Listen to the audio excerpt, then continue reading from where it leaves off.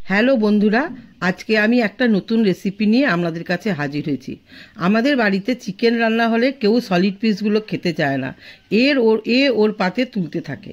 তাই চিকেন রান্না করার সময় সলিড পিসগুলো আমি আগে থেকে তুলে রেখে দিই। পরে ওই সলিড পিস দিয়ে আমি ডিনারে রুটির বদলে একটা সুন্দর রেসিপি বানাই, সেটাই আজকে আপনাদের কাছে দেখাবো। চলুন রেসিপিটা শুরু করা যাক। হ্যালো বন্ধুরা, আমি কেয়া কিচেন ইজ ইওর চ্যানেলে আপনাদেরকে আবারও একবার স্বাগত জানাই।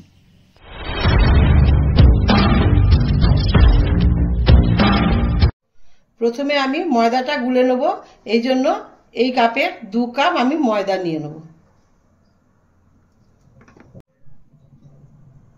স্বাদ মতো নুন দেবো, দিয়ে মিশিয়ে দেবো। এই কাপেরই 2 কাপ জল দিয়ে দেবো।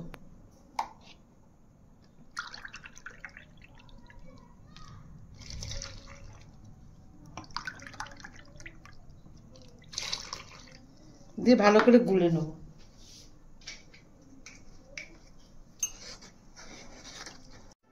ভালো করে চামচ দিয়ে গুলে একটা ব্যাটার তৈরি করে নেব।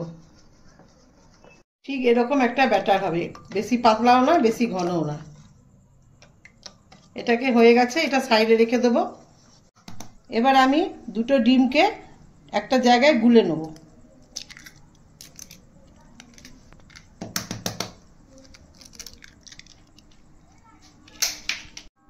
অল্প পরিমাণে নুন দিয়ে ভালো করে গুলে নিতে হবে। এবার আমি একটা গ্যাসে তাওয়া বসিয়েছি, তাওয়াটাকে ভালো করে গরম করে নিয়েছি। এর মধ্যে একটু তেলও ব্রাশ করে নিয়েছি। তেলটাকে ভালো করে মিলিয়ে দিতে হবে।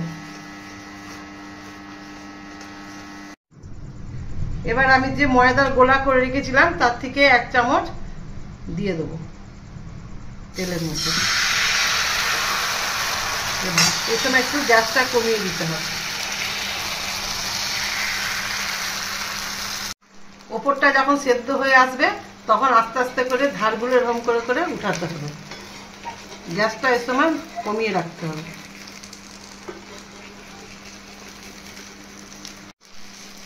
এবার আমি এটাকে উল্টিয়ে দেবো। উল্টিয়ে দিয়ে ডিমের যে গোলা করে রেখেছিলাম সেটা এই পাশে দিয়ে দেবো।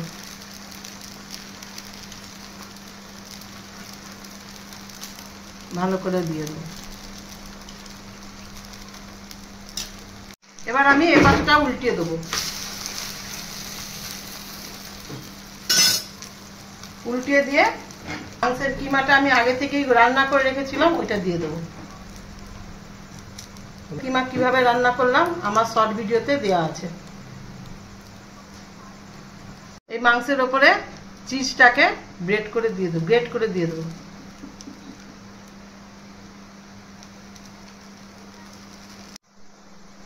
চিজের ওপরে পেঁয়াজ কুচি দিয়ে দেবো, দিয়ে রোলের মতন ভাঁজ করে নেব।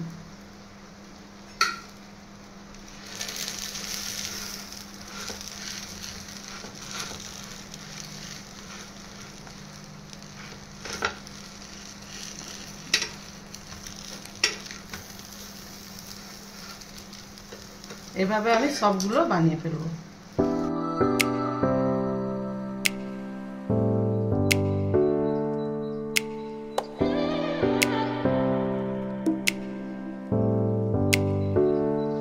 দেখলেন তো রুটি বেলা ছাড়াই কত সুন্দর ও কত সহজে ডিনারের এই মজার রেসিপিটা বানানো হয়ে গেল।